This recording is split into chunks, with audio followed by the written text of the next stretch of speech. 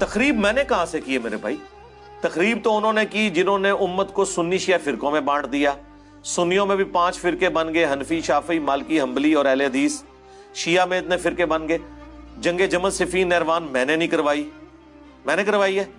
تخریب تو پہلے سے ہوئی بھی تھی، تعمیر ہم نے کی ہے.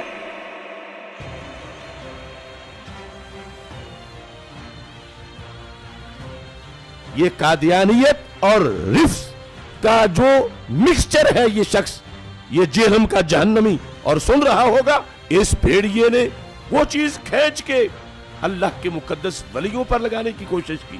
اس رافضی لونڈے نے وہ چیز ان ولیوں کی طرف جو ہے وہ معاذ اللہ منسوب کرنے کی کوشش کی. تو علمی کتابی نہیں ہے، تو دنیا کا سب سے بڑا فسادی ہے، جس کا کام، جس کو مخ کو بٹھایا گیا ہے صحابہ کے خلاف بھونکنے کے لیے.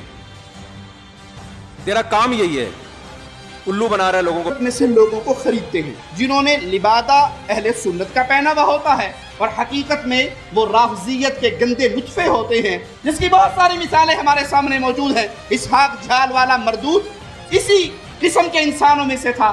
انجینئر مرزا مردود اسی قسم کے انسانوں میں سے ہے. رافضیت کے پیسوں پہ پلنے والا، ایران کے ٹکڑوں پہ پلنے والا یہ جانور صحابہ کے بارے میں اپنی زبان گندی دراز کرتا ہے، اور حقیقت میں اس کا من پلیت ہے، اس کے ماننے والے اس سے بڑے پلیت ہیں. آج جہلم کا ایک زبردست قسم کا رسوائے زمانہ انسان، اور مرزا علی الجہلمی کئی سوال ایسے ہیں جن کا جواب باقی ہے. تو ابن تیمیہ کی کیا بات کرتا ہے، کہاں پہ راجہ بھوج، کہاں پہ گنگو تیلی.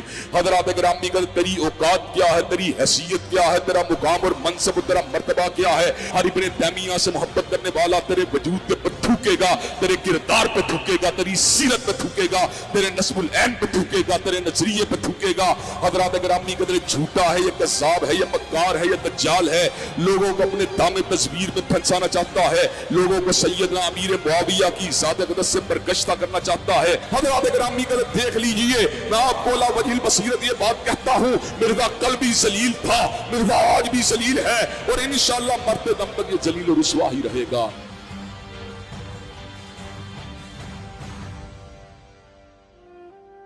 یہ کہہ دینا کہ ولی مر گئے نے انجینئر دے آنے تو بعد غوث کو تو پیدا ہونے بند ہو گئے نے، میں اعتراض ختم کر دیں گا. ان کا تو دعویٰ ہے کہ دنیا چلاتا ہی غوث ہے. چونکہ ان کی غوثیت کا سلسلہ چل رہا ہے ابھی تک، تو پھر ہم ڈیمانڈ کریں گے کہ وائٹ ہاؤس کو اٹھا کے مارگلا کی پہاڑیوں پہ لاؤ. تخت بلقیس آیا نا، ہم مانتے ہیں.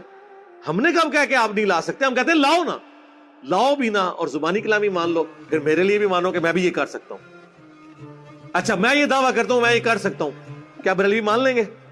یہی کہیں گے نا کہ کر ہیں تو تھوڑے بابے کو نہ سی ڈیمانڈ کریے کرو.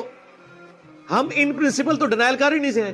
آج تک میں نے قرآن کے کسی معجزے کا کرامت کا انکار کیا، صحابہ کرام کی کرامات کا انکار کیا. ہم ان کے بابوں کی جھوٹی باتوں کو نہیں مانتے. ہم کہتے ہیں جھوٹے کلیم کر رہے ہیں، یہ اپنے بابوں کے بارے میں وہ کرامات اور معجزات کلیم کر رہے ہیں جو نبی کو نہیں دیے گئے. یہی تو ہم نے لکھا ہے ادھر، نبی کے جیسا ہے ہی کوئی نہیں، بابے تے شاہی کوئی نہیں. اگر نبی کو ایک معجزہ نہیں دیا گیا، وہ آپ بابے کے بارے میں کیسے کلیم کر رہے ہیں؟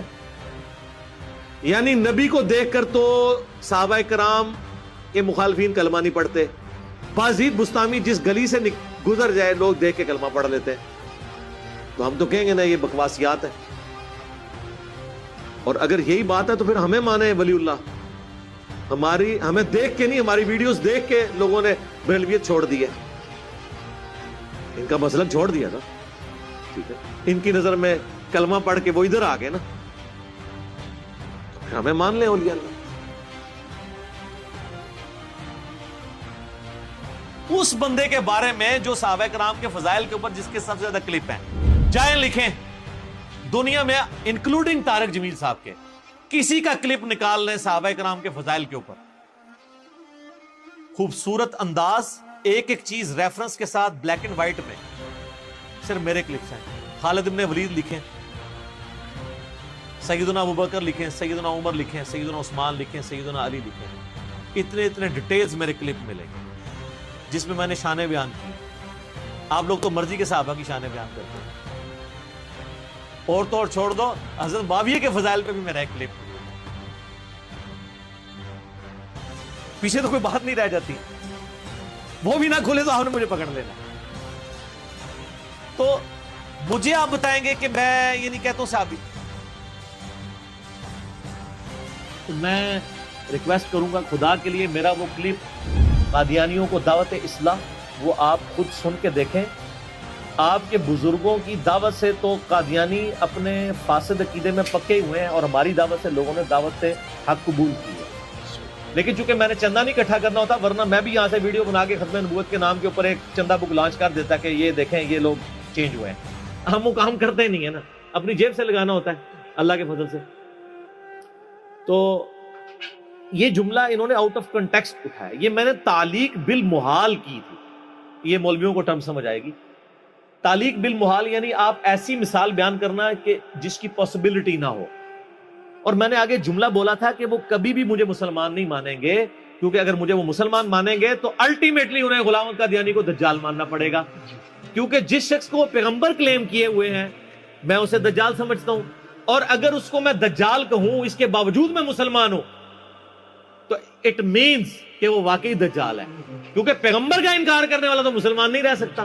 یہ پورے کانٹیکسٹ میں بات تھی, اس میں سے ایک جملہ کاٹا اور کہہ دیا کہ علی نے یہ کہہ دیا. یہ بریلویوں نے بھی کلپ چڑھایا, اہل حدیثوں نے بھی چڑھایا. اچھی بات ہے, انہوں نے مزید اپنے آپ کو بے عزت کروانا ہے, یعنی اپنے آپ کو مشین پہ چڑھا رہے ہیں نا. جو میں بار بار کہہ رہا ہوں کہ میرے خلاف کلپ نہ بنایا کریں بغیر علمی دلائل کے, اپنے آپ کو آپ خود بخود مشین پہ چڑھا رہے ہیں اور دوسری طرف سے کیما بن کے نکلے گا. 3-4 دن پہلے نا مجھے مفتی حنیف قریشی صاحب کا فون آیا حفظہ اللہ تعالی. مجھے کہنے لگے جی انجینئر صاحب مجھے باہر سے لوگوں نے کلپ بھیجا آپ کا, تو میری عادت ہے کہ میں پہلے تحقیق کرتا ہوں اس کے بعد کوئی رائے قائم کرتا ہوں. آپ نے یہ جملہ بولا ہے. میں نے کہا جی ہاں میں نے بولا ہے, لیکن اس کے ساتھ یہ کہتا نہیں یہ تو پھر آپ نے ٹھیک بات کی, غلط بات تو نہیں کی, یہ تو علمی بات ہے. تو میں نے کہا سر مسئلہ یہ ہے کہ علمی بات تو پھر کم لوگوں کو سمجھ آتی ہے. تو میں نے کہا اب آپ ان علماء کو بھی پوچھیں جو لوگ آپ کو کلپ بھیج کے آپ کو یہ ابھار رہے ہیں کہ آپ میرے خلاف ویڈیو ریکارڈ کروائیں, تو خدا کے لیے پہلے ان کا میں نے اسی لیے آپ سے پوچھ لیا. تو شکر ہے انہوں نے پوچھ لیا, ورنہ اس کلپ کے ساتھ مفتی حنیف قریشی صاحب کی تصویر لگی ہونی تھی تھامنیل پہ. بچ گئی ہے نا تصویر لگنے سے, آپ کسی اور کی لگے گی تو دیکھیں فائدہ ہی ہوا ہے نا. اسی لیے سورہ حجرات میں ہے نا کہ اگر کوئی فاسق خبر لے کے آئے تو تحقیق کر لیا کرو, کہیں تم جہالت میں کسی قوم کو نقصان نہ پہنچا بیٹھو. آج تو اس سے بھی اگلا ورژن ہے, اپنے آپ کو ہی نہ نقصان پہنچا بیٹھو کہ تمہارے خلاف کلپ آ جائے. تو یہ تو ہم نے ایک علمی بات کی ہے, اس کے اوپر کون سا آپ نے ہنگامہ کھڑا کرنا ہے, اور اس ہنگامہ کھڑا کرنے سے آپ کیا سمجھ رہے ہیں کہ میں کوئی پولیٹیکل لیڈر ہوں جو دب جاؤں گا؟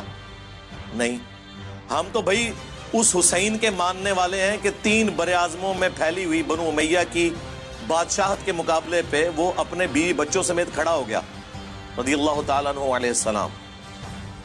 حسینی اس وقت بھی دلیر تھے, آج بھی دلیر ہیں, اور بنو امیہ کے خدمت گزار ریال خور اس زمانے میں بھی بزدل تھے, آج بھی بزدل ہیں.